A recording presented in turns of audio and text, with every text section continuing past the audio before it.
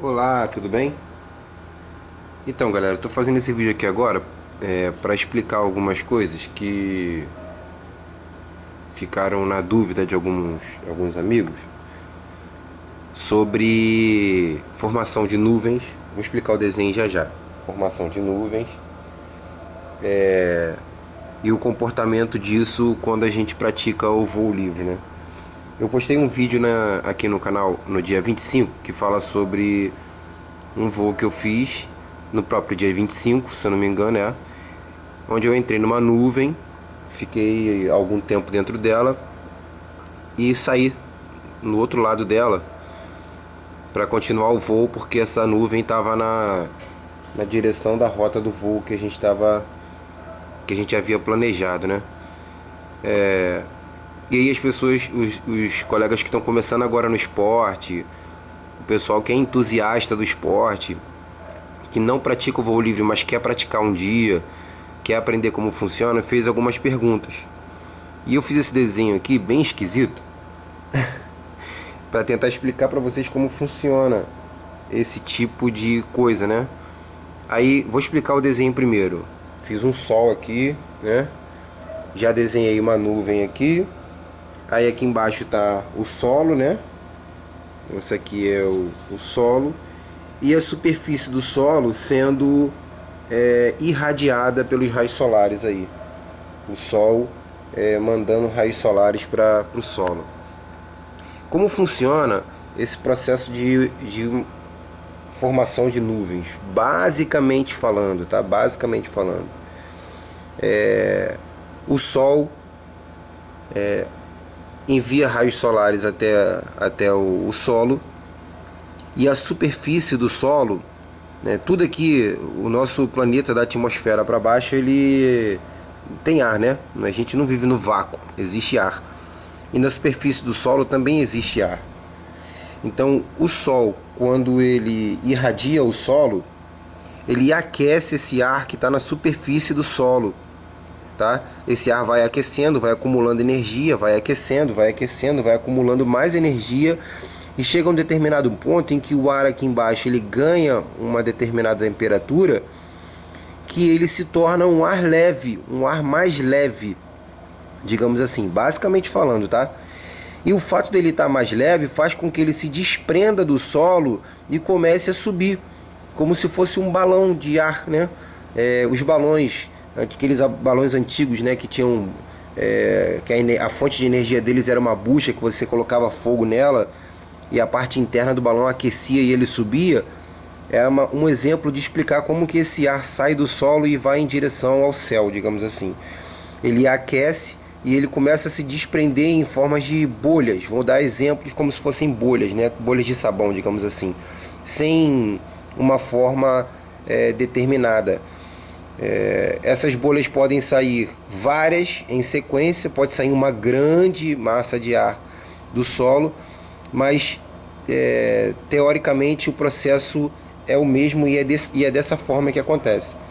Então essa massa de ar quente aqui que está no solo, ela se desprende, tá? E ela sobe em direção ao céu. Muito bem, eu coloquei um exemplo aqui. Aqui eu coloquei um outro que a gente vai entender como que acontece para essas nuvens se formarem, né? Então aqui eu também tenho a superfície do solo, aqui tem uma montanha, que eu desenhei uma montanha aqui para vocês entenderem, tá? E essa montanha também sofre influência do Sol, porque o Sol está irradiando o solo, inclusive a face da montanha, tá? Então digamos que esse ar aqui, ó, que foi aquecido na superfície da montanha, ele se desprende dela e vai em direção ao céu, como a gente está vendo aqui no exemplo. Então ele vai subindo, vai ganhando altura, vai subindo. Chega um determinado ponto, uma determinada altura, em que esse ar quente ele vai se resfriar, ele vai diminuir a sua temperatura, tá? Em função do ganho de altura, do ganho da altitude. E aí no momento em que ele deixa de ser um ar quente e faz essa mudança de temperatura, acontece um fenômeno que a gente chama de condensação. O ar quente ele se condensa e forma as nuvens, como a gente está vendo aí, uma nuvem formada aí. Deixa eu mudar a posição aqui para não ficar sombra. Tá vendo? Formou a nuvem aqui que a gente está vendo aqui no exemplo, tá? Ao mesmo ponto em que o ar quente sobe em direção ao céu para formar a nuvem, o ar frio que está lá em cima, ele também vem em direção ao solo. Eu exemplifiquei por essas setas aqui, ó. Tá vendo? O ar frio vem em direção ao solo também. Então a gente tem uma corrente de ar ascendente e uma corrente de ar descendente. É o que a gente no voo livre costuma chamar de térmica e descendente, né? Então funciona assim, ó. Toda vez que a gente encontra uma corrente de ar ascendente, a gente diz que pegou uma térmica. Então a gente fica navegando dentro dessa térmica aqui, fazendo giros dentro dela e sendo levado com ela até o céu, na altura que a gente quer alcançar, na altura que a gente pretende alcançar. Então a gente vai subindo nessa direção aqui, ó, na direção ao céu, né? Com o objetivo de ficar mais alto. E quando a gente chega antes da térmica ou depois dela, vou botar um exemplo aqui, ó. Vamos supor que a gente estivesse aqui voando agora de parapente. Isso aqui fosse um parapente, ó. Vou botar aqui um exemplo de um parapente. Isso aqui é um parapente. Vou botar um bonequinho daqueles que a gente fazia da forca. Esse é um parapente. Ele vai voar nessa direção aqui porque ele viu, esse piloto viu uma térmica aqui, ó. Ele viu uma térmica. Então o piloto ele sai daqui em direção a essa térmica para chegar ao seu objetivo, que é subir, ganhar altura. A gente quer subir sempre, né? Quando esse piloto aqui ele chegar nessa parte que antecede a térmica, não é uma regra definida, mas ele na grande maioria das vezes vai encontrar uma descendente, uma corrente de ar fria que está descendo em direção ao solo, porque é tudo uma troca, tá vendo aqui? Existe uma troca. Enquanto tem ar que sobe com temperatura maior, existe ar que desce com temperatura menor, entendeu? Se eu não estiver enganado, a física chama isso de corrente de convecção. Existe a chamada corrente de convecção, onde você tem um ar quente que vai em direção ao céu, se condensa e vira uma nuvem, e o ar frio que está lá em cima, ele desce em direção ao solo e vai ser aquecido aqui novamente para manter esse ciclo. Isso é um ciclo, né? Existe um ciclo aqui, tá? Esse piloto, quando ele chegar nessa situação aqui de descendente, ele vai perder a altura, porque o ar vai empurrar ele para baixo, ele está dentro da massa de ar, então ele vai descer, e se ele conseguir atravessar essa massa de ar, ainda com uma determinada altura, ele vai encontrar uma outra massa de ar que vai levar ele para cima. E aí o que a gente faz aqui? Vou de novo colocar a mão aqui na frente. A gente fica girando aqui dentro, ó, com o parapente, porque o nosso objetivo é se manter dentro dessa massa, porque a gente quer subir. A gente quer ir lá para cima. Se tiver uma nuvem, a gente vai tentar chegar pertinho dela para depois sair em direção ao voo normal. Por que a gente não é rotina, não é regra e não é legal a gente ficar subindo para dentro de nuvens? Porque depende muito do tipo de nuvem que você está voando. Deixa eu dar uma olhada, ver se não vai ficar muito grande. 8 minutos já. Dependendo do tipo de nuvem que você entra, ela pode te causar vários transtornos, vários. Antes de você entrar numa nuvem, você tem que levar em consideração vários aspectos. Um deles é se você está numa altura, numa altitude que você não tem nenhum tipo de obstáculo ao seu redor, uma montanha, alguma coisa que você possa se chocar, né? Outros parapentes voando ao seu redor. Eu tenho 16 pilotos voando aqui. Aí 10 entram dentro da nuvem. A chance de você colidir com um piloto é grande, porque você perde o visual. E a gente não tem nenhum equipamento que consiga alertar que um outro piloto está voando ao nosso lado, né? A gente não tem esse tipo de ferramenta, né? Assim, difundida, né? Outra observação importante é o tamanho que essa nuvem tem, a quantidade de energia que essa nuvem consegue absorver e a quantidade de energia que ela vai desprender em determinado momento. A gente não pode entrar numa nuvem sem ter essa visão. Geralmente, quando você está voando do lado de fora e você vai em direção a uma nuvem, a gente costuma observar a projeção que essa nuvem aqui tem no solo, através da sombra que ela forma no chão, tá? No vídeo que eu postei aqui no dia 25, eu observei, a câmera estava com suporte quebrado e presa, né, muito amarrada, não deu para eu mostrar vocês. mas deu para ver que a sombra da nuvem lá no chão era muito pequena, a nuvem era pequena. Estava em formação, não tinha previsão de chuva, não havia previsão de frente fria, nenhuma previsão que pudesse sinalizar que o voo dentro dessa nuvem poderia ser um voo perigoso. Deixa eu dar um outro detalhe para vocês aqui. A prática do voo livre, o voo livre é um voo visual, né? A gente não pode, por via de regra, a gente não pode voar dentro de nuvens constantemente. Uma coisa é você ser surpreendido por uma nuvem que captou você, e você está ali 10, 15, 20 minutos dentro de uma nuvem, uma coisa que fugiu do seu controle. Outra coisa é você, de forma proposital, ficar caçando uma nuvem para entrar dentro dela.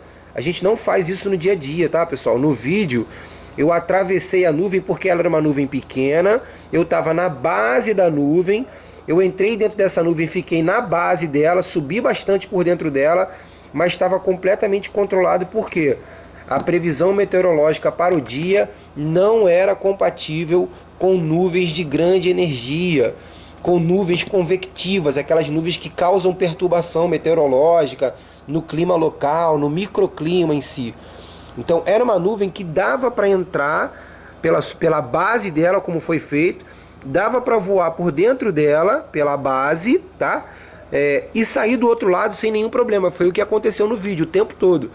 Um relato que eu deixo para vocês. Eu fiquei cerca de 8 minutos e quase 9 dentro daquela nuvem. Filmei 4 minutos. Parei porque a câmera estava acabando a bateria. E no finalzinho, quando eu estava saindo da nuvem aqui, ó, eu reativei a câmera para vocês verem a imagem da saída da nuvem, tá? Então era uma nuvem tranquila. Se fosse uma nuvem mais agressiva, claro que eu jamais teria feito aquilo, tá? E eu gravei esse vídeo para deixar essa informação clara para vocês. Como acontece a formação dessa nuvem, tá? Fisicamente falando. E deixar a informação para vocês que pelo parapente, pela prática do voo livre ser um voo visual, e a gente não tem nenhum tipo de instrumento que sinalize para os outros pilotos que a gente está dentro daquela nuvem, a gente não pode voar dentro de nuvem constantemente. A gente não decola com a ideia de voar dentro de nuvem. Pelo contrário, quando a gente está subindo, que vê que a nuvem está chegando perto, a gente pula fora dela, tá? Porque a gente já está numa altura bem elevada. Pra você ter uma ideia, eu entrei nessa nuvem com 1.300 metros, eu entrei nela com 1.300, saí aqui com 1.700. Olha o ganho de altura que eu tive dentro dela, voando pela base aqui, ó. Tá vendo lá? Então foram 400 metros subindo em linha reta. Então assim, ó, por dentro da nuvem, em linha reta, eu tive um ganho de 400 metros de altura. Isso porque não era uma nuvem agressiva. Era um cúmulos comum. Não era um CB, não era uma nuvem convectiva de grande energia.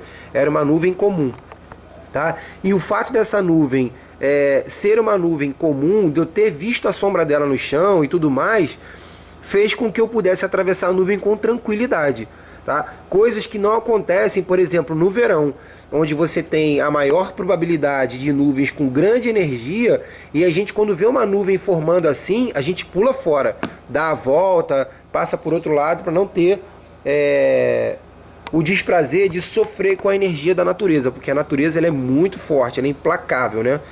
E nós somos um grão de areia dentro de um mar que é uma nuvem.